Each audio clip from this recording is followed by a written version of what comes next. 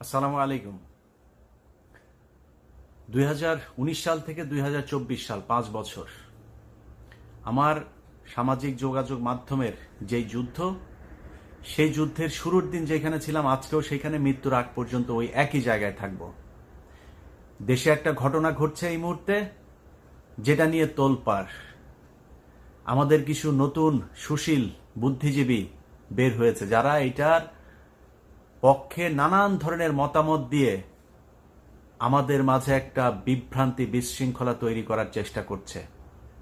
আমার আজকের ভিডিওতে খুব স্পষ্ট ভাষায় কিছু কথা বলবো, তথ্য প্রমাণ সহ। আপনার যদি মনে হয় আমি ঠিক বলছি, আমার সাথে থাকতে হবে। আপনি যেই জায়গায় যেইভাবে আছেন, আপনার জায়গা থেকে আপনাকে প্রতিবাদ করতে হবে। বাংলাদেশের জাতীয় সঙ্গীত এখন যেটা আছে সেটা থাকতে পারে না। আমি আমার শেষ নিঃশ্বাস যতক্ষণ পর্যন্ত থাকবে, একজনও যদি আমার পেছনে না থাকে, আমি আমার মৃত্যু পর্যন্ত এই জাতীয় সঙ্গীতকে বাতিল করার জন্য যতটুকু যা করা প্রয়োজন আমি করে যাব।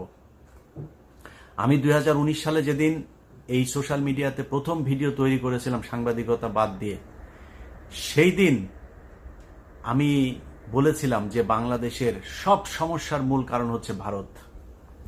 ইসকন নিয়ে নিউজ করার কারণে আমার পেছনে এখানে আওয়ামী লীগ, হিন্দু, এদের লোকজন সব আমার পেছনে বিশাল আকারে আন্দোলন শুরু করে দিল।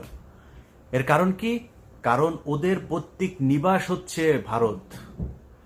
তাদের কোনো সমস্যা হলেই দৌড় দেয় ভারতে। তাদের দেবদাস চক্রবর্তীর বাপও ছিল ভারতের। তাদের যত সমস্যার সমাধান করে দেয় ভারত। আর আমাদের বাংলাদেশের মানুষের জন্য, যারা বাংলাদেশের আসলেই বাংলাদেশকে যারা ওন করে, তাদের সব সমস্যার মূল কারণ হচ্ছে ভারত। এটা হচ্ছে পার্থক্য। এখন এই যে জাতীয় সঙ্গীত নিয়ে যেটা শুরু হয়েছে, এই জাতীয় সঙ্গীতে কিছু বুদ্ধিজীবী আপনাদেরকে বিভ্রান্ত করার চেষ্টা করছে যে এইটা আমাদের শেখ মুজিব সাহেব লিখে দিয়ে গিয়েছেন, এইটা বাংলাদেশের জাতীয় সঙ্গীত, বাংলাদেশের স্বাধীনতা অস্তিত্বের সাথে সম্পর্কিত, এসব বলার চেষ্টা করছে।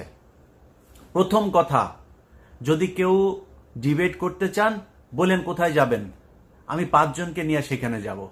কে কোথায়, কোন জায়গায়, কোন ওপেন মার্কেটে কোথায় চ্যালেঞ্জ করতে চান, আমি আপনাদের চ্যালেঞ্জ অ্যাকসেপ্ট করতে রাজি। আপনার কথা কেউ বিশ্বাস করবে না, আমার কথা কেউ বিশ্বাস করবে না, করার দরকার নাই। যাদের কথা বিশ্বাস করবেন, যারা আপনাদেরই লোক, তাদের লেখা বই, তাদের লেখা বক্তব্য, সেগুলো থেকে প্রমাণ করে দেব যে বাংলাদেশের যে জাতীয় সঙ্গীত, এটা বাংলাদেশকে, বাংলাদেশের স্বাধীনতাকে কেন্দ্র করে লেখা হয় নাই। আমি আমার ভিডিওতে সবগুলো পয়েন্ট আপনাদেরকে বলবো। আমার এই পয়েন্ট শোনার পরে আপনার যদি মনে হয় আমি সত্য বলছি, আমারটা শুনতে হবে। যদি মনে হয় মিথ্যা বলছি, তাহলে আপনি আমারটা শোনার কোনো দরকার নাই। কমেন্ট করে আপনি জানেন যে ভাই আপনি এই জায়গাটা ভুল করেছেন। রবীন্দ্রনাথ ঠাকুর 1905 সাল বঙ্গভঙ্গ রদ করবার জন্য তখনকার সময়ে শ্যামাপ্রসাদ, তারপরে রবীন্দ্রনাথ, এই যে গান্ধীও সেই সাথে আপনার এগুলোর পেছনে তাদের অনেক ধরনের চক্রান্ত, ষড়যন্ত্র এগুলো ছিল, অর্থাৎ তাদের যে কংগ্রেস, তো এগুলো যে করেছে, তাদের উদ্দেশ্য কি ছিল? বঙ্গভঙ্গ। আর বঙ্গভঙ্গ রদের কারণ কি? বঙ্গভঙ্গ ব্রিটিশরা করে দিল যে আমাদের দেশের পূর্ব বাংলার মুসলমানেরা এবং এই দেশের নিচু বর্ণের যেসব হিন্দুরা আছে, তারা কোনো বিদ্যা অর্জন করতে পারবে না। বিদ্যা অর্জন কারা করবে? শুধুই ব্রাহ্মণরা করবে। সেই ব্রাহ্মণরা থাকেন কোথায়? কলকাতার জমিদার সব। এই জমিদারদের কথা মতো আমাদেরকে চলতে হবে সারা জীবন। আমরা যদি বিদ্যা অর্জন করি তাহলে সমস্যা। এই কারণে তারা চায় না আমাদের বঙ্গভঙ্গ আলাদা প্রভিন্স হোক, এবং সেই প্রভিন্সের ভেতরে আপনার ব্রিটিশ সরকার আমাদেরকে আলাদা বাজেট দিক, আলাদা স্কুল কলেজ এগুলো করুক, সেখানে আমরা শিক্ষা অর্জন করব, এটা তারা করতে দিবে না। তাদের ওইখানে যায় আমাদের তাদের হাত পা টিপতে হবে সারা জীবন, তাদের বাড়ির সামনে দিয়ে যাওয়ার সময় জুতা খুলে যাইতে হবে, তাদেরকে দেখলে নমনম করতে হবে, এইভাবে সারা জীবন চলতে হবে। না চললে তাদের ব্রাহ্মণত্ব যেটা, সেটা থাকবে না। তো এই যে উঁচু বর্ণ নিচু বর্ণের যে ভেদাভেদ, এটাকে ধরে রাখার জন্য তারা আমাদেরকে পড়াশোনা করতে দিবে না। এটাই হচ্ছে মূল কারণ যে আমাদের দেশ উন্নত হইতে পারবে না, আমরা তাদেরকে শাসন করব, আমরা শিক্ষা অর্জন করবো, অতএব বঙ্গভঙ্গ রদ হইতে হবে, আমাদের সাথেই থাকতে হবে। এই যে ক্ষুদিরাম যার ফাঁসি, এটা ব্রিটিশ আন্দোলনের বিরুদ্ধে না, বঙ্গভঙ্গ রদের কারণে এগুলো তারা আন্দোলন করেছে। হিন্দুদের যে কজনের নাম খুব কমই আছে যারা কিনা ব্রিটিশ বিরোধী আন্দোলন করেছে, তাদের যে কজনের খুব নাম শোনা যায়, ক্ষুদিরাম সহ, সবই হচ্ছে বঙ্গভঙ্গের কারণে তারা যুদ্ধ করেছে বড়লাটদের বিরুদ্ধে। এই বঙ্গভঙ্গকে কেন্দ্র করে এই মাটা সব মিলায়ে তারা সাহিত্য লেখা শুরু করলো। এই সাহিত্য চর্চার এই আপনার কি বলবো ফসল হলো আমাদের এই যে আজকের যে কথিত জাতীয় সঙ্গীত, সেইটাকে আমরা 1971 সালে বলছি জাতীয় সঙ্গীত। আপনি বলেন 1905 সালে যারা আমাদের এই পূর্ব বাংলার বিরুদ্ধে যারা এই কবিতা লিখলো, আমাদের বিরুদ্ধে যারা আন্দোলন করলো, ব্রিটিশদের বিরুদ্ধে দৌড়ঝাঁপ করলো, সেইটা লেখা আমার দেশের স্বাধীনতা নিয়ে। আপনাদেরকে এখন বুঝাইতে চাচ্ছে যে স্বাধীনতা, সার্বভৌমত্ব চলে যাবে, এই স্বাধীনতার চেতনা চলে যাবে। আরে ভাই, ওটা তো স্বাধীনতার বিরুদ্ধে লেখা। বাদ দিলাম এটা। রবীন্দ্রনাথ ঠাকুর কোন দেশের নাগরিক? আমার দেশে বহু হিন্দু আছে, ওই দেবপ্রিয় ভট্টাচার্যরে বলেন লেখা দিতে, আমরা ওনারটা লিখবো, কোনো সমস্যা নেই। এই দেশে বহু হিন্দু আছে, কোটি কোটি হিন্দু আছে, তাদেরকে বলেন যে আমার দেশের জাতীয় সঙ্গীত তাদের 5 জনের হাতে ছেড়ে দেব, আপনারা লেখা দেন। আরেক দেশের নাগরিকের লেখা জাতীয় সঙ্গীত তো আমার দেশে চলতে পারে না।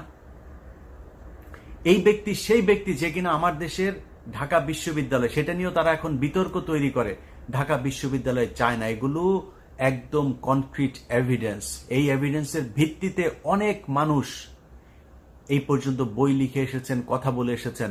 তাদের পেইড কিছু এজেন্ট, এই এজেন্টরা হচ্ছে এখন বলার চেষ্টা করে যে রবীন্দ্রনাথকে নাকি আমরা ধর্মের কারণে তার প্রতি সাম্প্রদায়িক এই দৃষ্টিভঙ্গি থেকে এসব বলে থাকি। ঢাকা বিশ্ববিদ্যালয়ের হিসাব আজকে বাদ, আজকে জাতীয় সঙ্গীতের ভেতরেই থাকি। আচ্ছা, এই জাতীয় সঙ্গীত রবীন্দ্রনাথ ভিনদেশী, রবীন্দ্রনাথ বঙ্গভঙ্গ রদকে কেন্দ্র করে লিখেছেন, সেটাও বাদ দিলাম। আমি রবীন্দ্রনাথের এটা নিতে চাই। আচ্ছা, রবীন্দ্রনাথের যে লেখাটা, এই যে আমার যে জাতীয় সঙ্গীত, এটা আমি পুরাটা নিতে চাই। এখান থেকে বাদ দেওয়া হয়েছে কেন, বাদ দেওয়া সেই লাইনগুলো কি, সেটা আমি শুনতে চাই। গুগল করেন, উইকিপিডিয়াতে যান, লেখেন যে পুরো জাতীয় সঙ্গীত, সেইখানে সবগুলো লাইন যদি আপনি মুসলমান হয়ে পড়তে পারেন, মায়ের পায়ের মধ্যে মাথা ঠেকাচ্ছেন, দুর্গার কথা বলা হচ্ছে, সেই লাইনগুলো কেন বাদ গিয়েছে, সেই লাইন বাদ আমি দিতে চাই না। আপনি যদি জাতীয় সঙ্গীত হিসাবে এটাকে চালাইতে চান, আমি পুরাটা পড়তে চাই, দেখি আমার দেশের মুসলমান সেটা পড়তে পারে কিনা। সেটাকে কৌশলে বাদ দিয়ে তারপরে তার সেই দুর্গাকে লেখা সেই কবিতাকে আপনার আমাদের জাতীয় সঙ্গীত হিসাবে চালিয়ে দেওয়া হচ্ছে। আমি যদি মিথ্যা বলি, গুগল করে তারপরে চেক করে নেন। ওইটাও বাদ দিলাম। সেই গান আপনি দিয়ে দিলেন আমার সুর করে, তারপরে জাতীয় সঙ্গীত হিসাবে তাইরে নাইরে গাওয়ার জন্য। তো এই তারে নারে গানের যে সুরটা, সেই সুরটা কার লেখা? আমার এই ভিডিওটা, আমার এই কথাটা এই মুহূর্তে যিনি শুনছেন, আমার মনে হয় আমার ভিডিও যারা দেখেন তাদের 99% মানুষ জানেন এই সুরটা কার লেখা। গগনহরার আমি কোথায় পাবো তারে, সেই গান থেকে আপনি এই কইরা গান সুর চুরি করে নিয়ে আসা তারপরে আমার দেশের জাতীয় সঙ্গীতের ভেতরে চালায় দিচ্ছেন, এটা আমার জাতীয় সঙ্গীত। এই গান কি, এই সুর কি চুরি করা? ইয়েস অথবা নো। যারা আজকে এই ভারতের পেইড এজেন্ট, টাকা পয়সা খেয়ে যারা কি বলে নাস্তিকগুলা জাতীয় সঙ্গীতের পক্ষে, তারা এখন করছে। আর বেটা, তুই জাতীয় সঙ্গীতের জন্য তোর এতই, পুরো দেশটাই তো দখল হয়েছিল 15 বছর, তুই কোথায় ছিলি তখন? ওরে গিয়া জিজ্ঞেস করেন তোর বাপ রবীন্দ্রনাথ এই গগন হর করার থেকে সুর চুরি করেছে কি না। আমি ধর্ম, অন্য দেশি কবে লিখেছে সব বাদ দিলাম। আপনি কি চান যে কারো চুরি করা সুর আপনি সারা জীবন আমার স্বাধীন দেশ, রক্ত দিয়ে যে দেশের স্বাধীনতা অর্জিত হয়েছে সেই দেশের জাতীয় সঙ্গীত হোক? যদি না চান, তাহলে এই জাতীয় সঙ্গীত পরিবর্তন করতে হবে। বাংলাদেশের যেইখানে যেই অবস্থায় আছেন, সবার কাছে আমার অনুরোধ থাকবে, আজ থেকে কোথাও কোনো জাতীয় সঙ্গীত যেখানে বাজানো হোক সেখানে গিয়ে বাধা দেবেন, এবং কোনো শিক্ষা প্রতিষ্ঠান, কোনো জায়গায় বাংলাদেশের এই যে কথিত যে জাতীয় সঙ্গীত, এটা পাঠ করা যাবে না। কারণ কারো কোনো মূর্তিকে নিয়ে লেখা, কারো ধর্মীয় কোনো সঙ্গীত, বাংলাদেশের মানুষের বিরুদ্ধে লেখা কোনো সঙ্গীত, চুরি করে আনা কোনো সঙ্গীত, কোনো পতিতা ব্যবসায়ের কোনো সঙ্গীত, কোনো চোরের কোনো লেখা সঙ্গীত বাংলাদেশের জাতীয় সঙ্গীত হইতে পারে না।